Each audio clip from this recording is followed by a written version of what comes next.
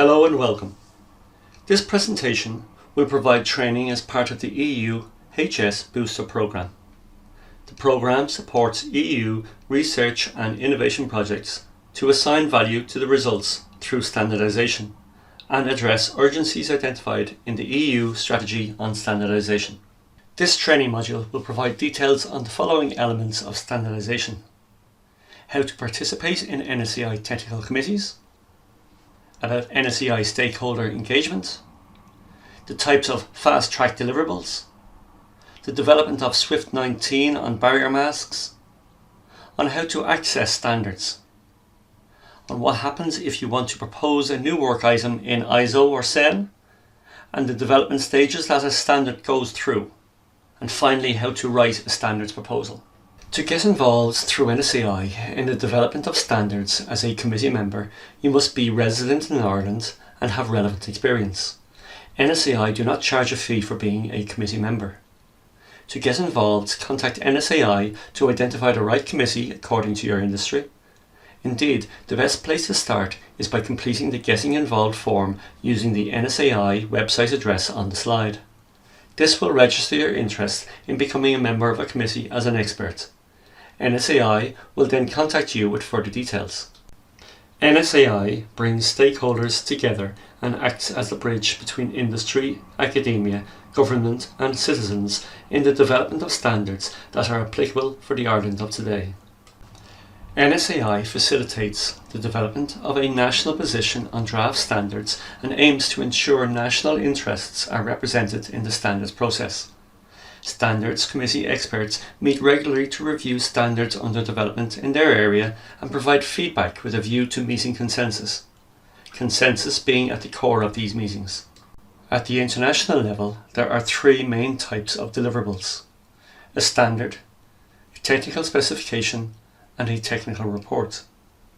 This slide shows the key difference between the deliverables, which is to do with the level of consensus reached and also the process for developing the output. Technical specifications and technical reports do not require full consensus and have a shorter development timeline than that of a full standard. They may become standards at a later point in time. A publicly available specification is an ISO deliverable referred to as PAS.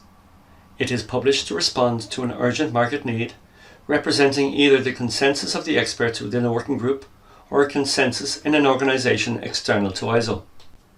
As with technical specifications, PAS are published for immediate use and also serve as a means to obtain feedback for an eventual transformation into an international standard.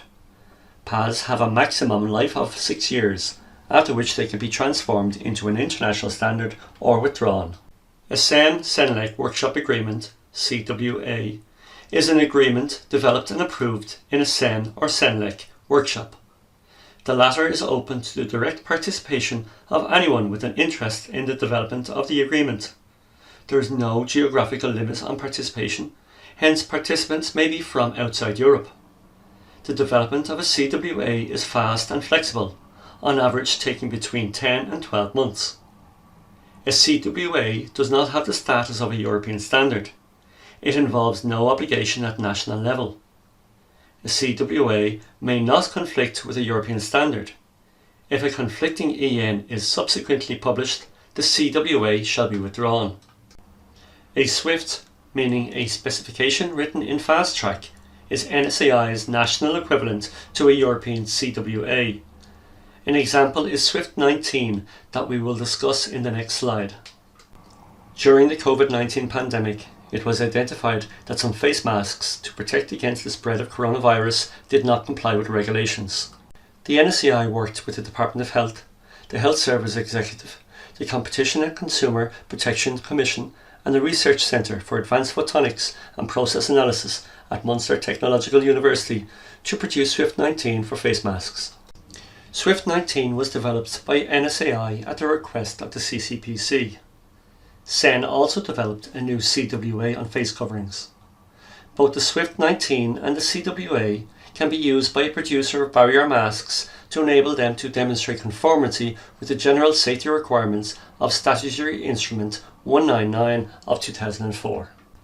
SWIFT 19 specifies the minimum requirements for the design, manufacture, performance, packaging, marking and information for use for barrier masks intended for single use or reusable use for consumers to reduce the risk of general transmission of a viral infection. SWIFT 19 includes testing methods for performance requirements specified for barrier masks. At the time SWIFT 19 was developed, there was no harmonised European standard for barrier masks for general consumer use, unlike masks for personal protective equipment or medical devices. To learn more about how the RDI community and standards work together to produce SWIFT 19, go to the NSAI YouTube channel link at the bottom of this slide. This slide provides a visual representation on the different stages for each deliverable, be it a national adoption of a standard, an Irish standard or a SWIFT. It gives an indication on the length of time for each deliverable by the number of stages. At NSAI we know standards are important to your work and being able to access them easily is essential. Standards can be purchased through our web store standards.ie and also managed through the standards management subscription platform i2i, details of which are on our web store. With the i2i standards management platform, you can comply with copyright, access standards anytime, anywhere, and collaborate with your colleagues. Through your account settings, you can be alerted to revisions, amendments, or corrigenda on standards. NSAI supports students and researchers by providing Irish colleges and universities access to NSAI's standards catalogue via the i2i standards management platform. Contact your college or university librarian for more information. To propose a new work item to ISO, you must complete Form 4, New Work Item Proposal. This includes defining the scope, justification why society needs the standard, what sustainable development goals are supported, and who the stakeholders are. A project leader must be identified to be able to start the project. Form 4 allows you to suggest the stage you would like the work to start. If you are suggesting it could be fast-tracked, a complete draft document in ISO format is required and you should discuss this with the relevant working or advisory groups within the technical committee. Attach at least an outline of what the standard is going to look like. Even better, attach a first draft or an existing document. If the attached document has been created using a consensus process in another organisation, then that existing document can be attached. Standards are generally developed in parallel with SEN, under the terms of the Vienna Agreement, with ISO taking the lead. If you do not consider this appropriate for the work you are proposing, then you will need to indicate that clearly with reasons in your proposal. The new work item proposal form is sent to the Secretary of the relevant technical committee. It includes the scope, what sustainable development goals are supported, and who the stakeholders are. The technical committee secretary considers whether the proposed new work item falls within the scope of the technical committee. If the proposed new work item does not fall within the scope of the technical committee, the technical committee refers the proposal to CEN/CENELEC Management Centre (CCMC) for reintroduction of the new work item using an alternative route.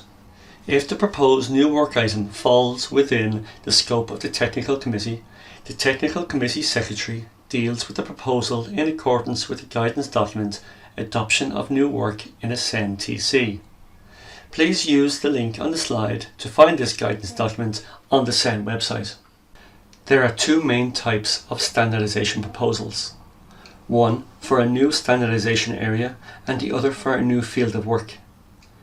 In the new standardisation area, the proposal may be less detailed than for other kinds of new work in ISO, but it should include details of any existing standardisation or potential future standardisation work, relevant stakeholders and questions for further exploration. In a new field of work proposal, the scope of the activity can be clearly defined and distinguished from that of existing committees. The stakeholders for the subject are clearly identifiable. The field is sufficiently established that new standards could be developed immediately and priority areas of work can be identified. Both types of proposal need to carry out the following. Identify key stakeholders. Develop a project plan with proposed target dates for key milestones. Investigate if there is a relationship to existing international standards and ongoing standardization work. Make a link to UN Sustainable Development Goals that the proposed project would support. Thank you for watching this training module on standardization.